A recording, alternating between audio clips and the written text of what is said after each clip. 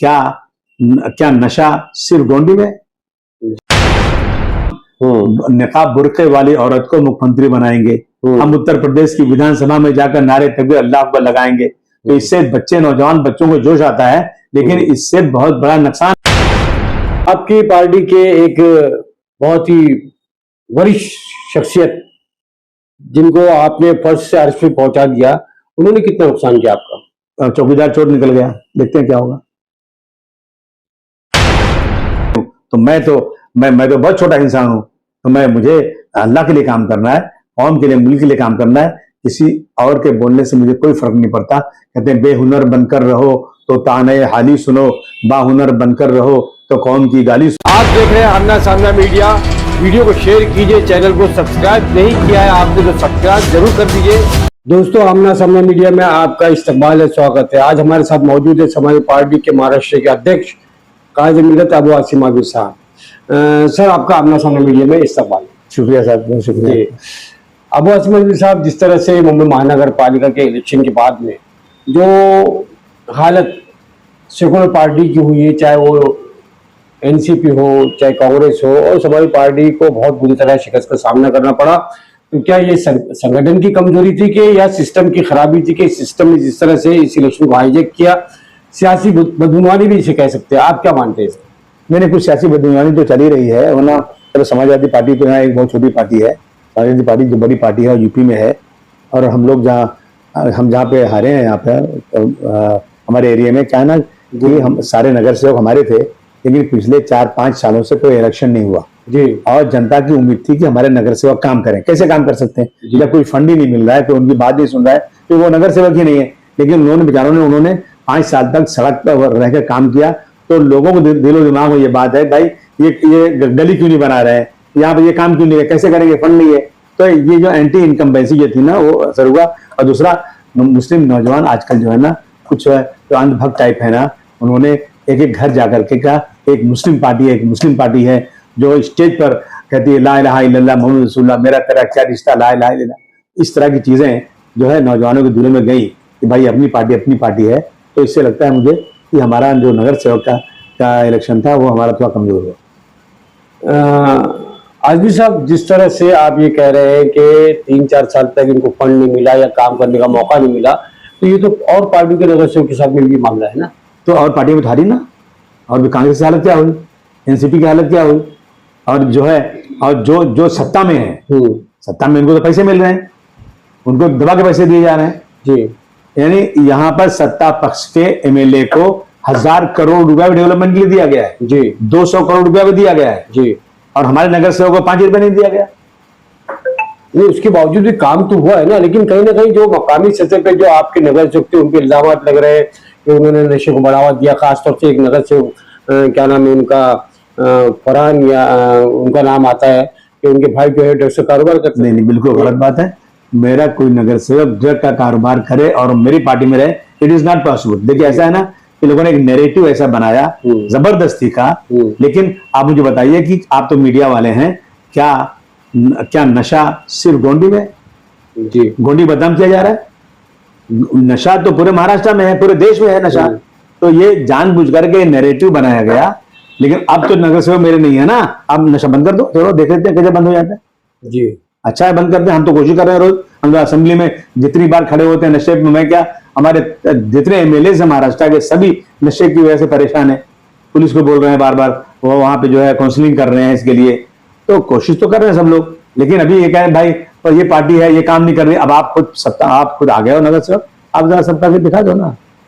Gondi talent आपने किया, और वहां के जो तलबा और तालबा जो बहुत ही काबिल थे उनको आप आगे लेकर आए, पूरा गोंडी एक जगह मत जमा हो गया, लेकिन वोटों में तब्दील क्यों नहीं हो पाया? नहीं, मैंने कहा ना कि देखिए वोटों में जो मैंने कहा ना कि अंधभक्त लड़के जो हैं, जिस तरह से बीजेपी के साथ कट्टरपंथी जुड़े हुए हैं जी, हिंदू मुस्लिम करके जोड़ रहे हैं वो लोग, इसी तरह से एमआईएम के लोग आपकी बार जो माइनॉरिटी एरिया है वहां पर ये लड़के अंधभक्त बन गए कुछ। हालांकि गलती कर रहे हैं ये लोग जो है, इनको लगता है कि मुस्लिम एक साथ जमा होना चाहिए। और समाजवादी पार्टी का मानना है कि इस देश में मुस्लिम, हिंदू, सिख, ईसाई सब एक साथ रहेंगे तो ही देश तरक्की करेगा। अगर ये चाहते हैं, तो ये बीजेपी चाहती है कि मुसलमान को इकट्ठा कर दिया जाए एक साथ में, ताकि न तो बढ़ने पाए न घटने पाए। मतलब एक मसला है ना हमारे यहाँ कि मूस मोटाई है, चूहा मोटा होगा तो लोड़ा होगा, हाथी घोड़ा तो होगा नहीं। तो इनका कहना है कि इनको इधर करो और हमको ये दिखा करके हम नॉन मुस्लिम्स को जो 85% है उनको हम पोलराइज कर लेंगे। ये जानी बुझी शादी चल रही है ना। अच्छा, इन सब के बावजूद आपको क्या लगता है पार्टी अपनी जमीन खो रही है? नहीं, बिल्कुल नहीं खो रही।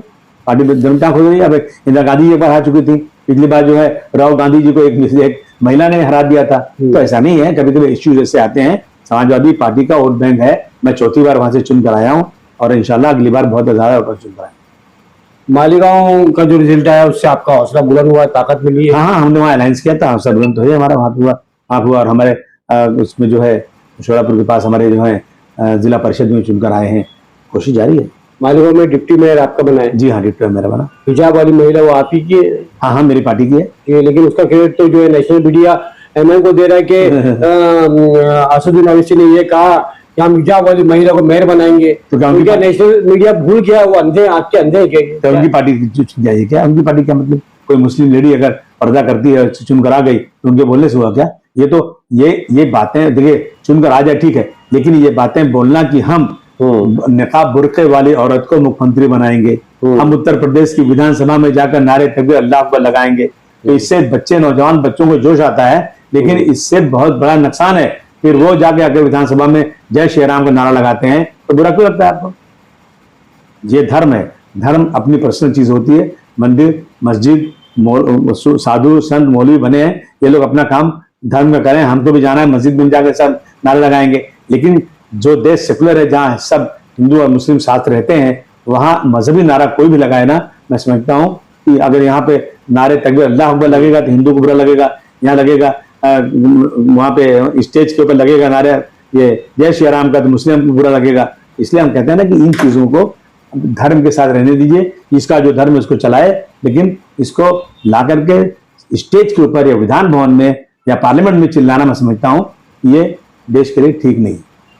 हमने देखा कि जिस तरह से एमआईएम के असदुद्दीन ओवैसी साहब खासतौर से गोंडी को टारगेट किया, आपको टारगेट किया, उनके बॉम्बे शहर में और भी उम्मीदवार खड़े थे, वहां पर वो कंपेनिंग करने नहीं गए, तकरीर करने नहीं गए, इसकी क्या वजह नजर आती? नहीं, वो एक मुस्लिम लीडरशिप को उनको जो है अपनी तरफ और खींचना था, उन्होंने मेहनत किया और कामयाब हुए। आने वाले दिनों में संगठन के लिए क्या आपकी कोशिश होगी?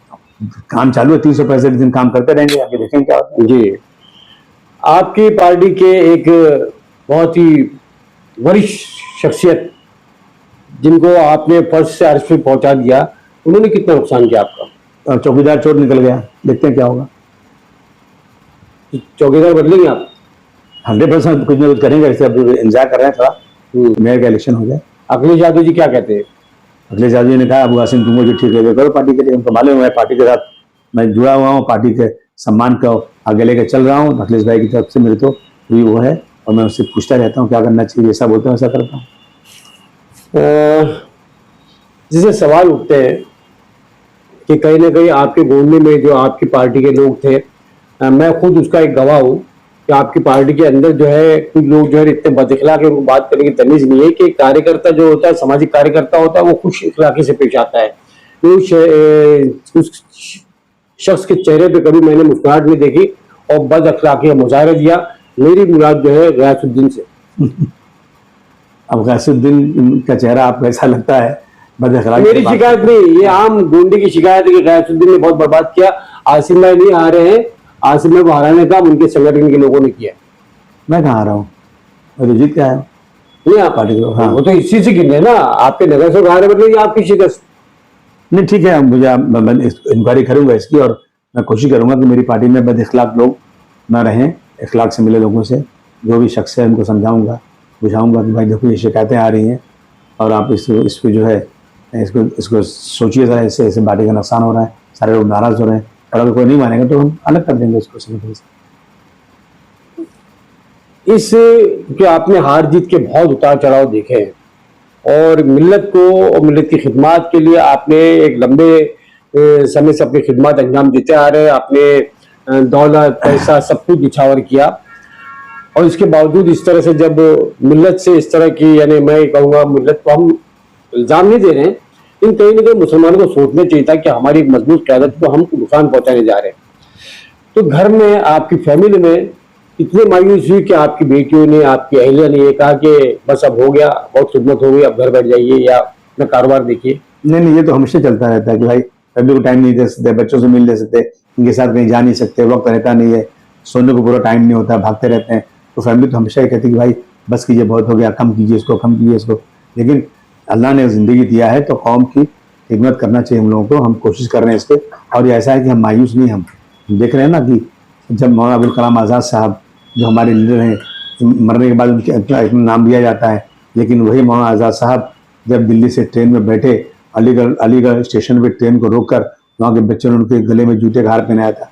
मैं पढ़ता हूँ जब सर सैयद अहमद खान साहब का वाक़या पुराना, कि जब सर सैयद अहमद खान कहते हैं मेरी कौम डूब रही है, गर्क हो रही है, पेशानी तक पानी आ गया, मैं बढ़ के उनको बचाना चाहता हूँ, लेकिन ये मुझे गाली देकर, मुझे डांट करके दूर कर देते हैं। फिर मैं पीछे जाता हूँ, फिर आगे बढ़ता हूँ, पीछे जाता हूँ, फिर मैं सोचता हूँ मेरी कौम ने तो नबियों और वलियों को नहीं बख्शा, मैं तो उनके चप्पल के धूल बराबर नहीं हूँ। तो मैं तो बहुत छोटा इंसान हूँ। तो मुझे अल्लाह के लिए काम करना है, कौम के लिए, मुल्क के लिए काम करना है। किसी और के बोलने से मुझे कोई फर्क नहीं पड़ता। कहते हैं बेहुनर बनकर रहो तो ताने हाली सुनो, बाहुनर बनकर रहो तो कौम की गाली सुनो। इससे हमें कोई फर्क नहीं पड़ता, हम चलते रहेंगे, चलते रहेंगे, चलते रहेंगे। कहते हैं जो सफर अख्तियार करते हैं वही दरिया को पार करते हैं। जी, जो सफर अख्तियार करते हैं वही दरिया को पार करते हैं। चल के तो देखो रास्ते, इंतजार करते हैं। जी हाँ। आज़मी साहब, ये मेरा आखिरी सवाल होगा कि उत्तर प्रदेश में अब 2027 में इलेक्शन होने जा रहे हैं, और ये जो मिल्लत के नाम पे, मिल्लत की क़यादत के नाम पर यूपी का सफ़र करने वाले हैं, और उनका कहना है कि मैं आ रहा हूँ, अकबरुद्दीन अवैसी ने ऐलान किया कि मैं आ रहा हूँ यूपी, इसका जवाब कैसे देंगे अपनी जाके? नहीं, ऐसा है कि जब ये बिहार गए थे तो कहा कि मैं अब की बार धूल चटा दूंगा तेजस्वी को। मैंने कहा तेजस्वी को धूल चटा दोगे तो फूल किसको पहनाओगे? अब जा रहे हैं यूपी, वो जा रहे हैं यूपी में, जाकर अखिलेश यादव चैलेंज कर रहे हैं। तो अखिलेश यादव को चैलेंज करके किसको फूलों का हाथ पहनाना चाहते हो, वो जनता पूछेगी ना जी कि आप बार जो चैलेंज कर रहे हो इसका रिजल्ट क्या होगा। अखिलेश यादव चैलेंज क्यों कर रहे हो, बीजेपी को चैलेंज क्यों नहीं करते हो? उत्तर प्रदेश के लोगों को बिहार के हालात से सबक सीखना चाहिए।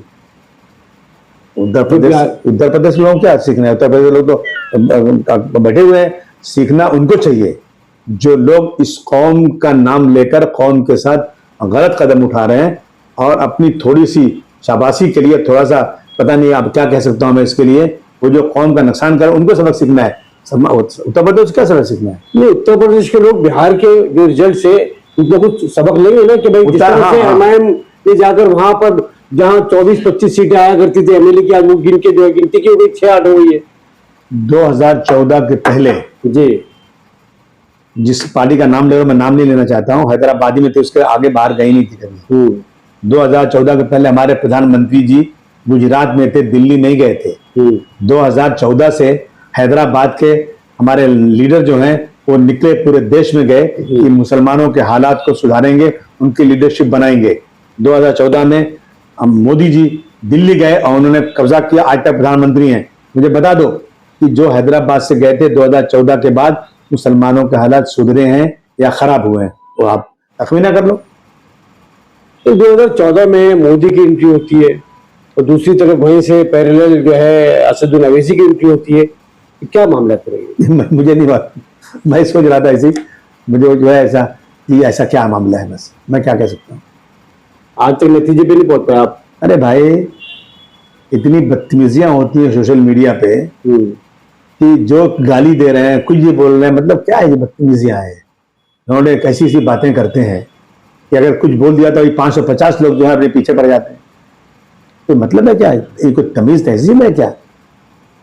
नहीं, हमने देखा आप जो बात कह रहे हैं कि बजरंग दल और विश्व हिंदू परिषद के गुंडों में और ये एमआईएम के अनभक्तों में कोई फर्क नजर नहीं आता।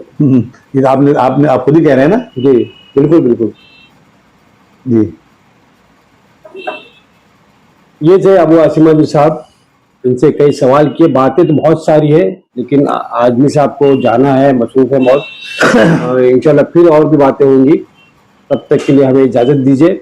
बहुत बहुत शुक्रिया अबू आसिम आज़मी साहब, बहुत बहुत शुक्रिया। कैमरा पर्सन शाहिन पटेल के साथ आपका दोस्त आशिक। जय हिंद, जय महाराष्ट्र, अल्लाह हाफिज़।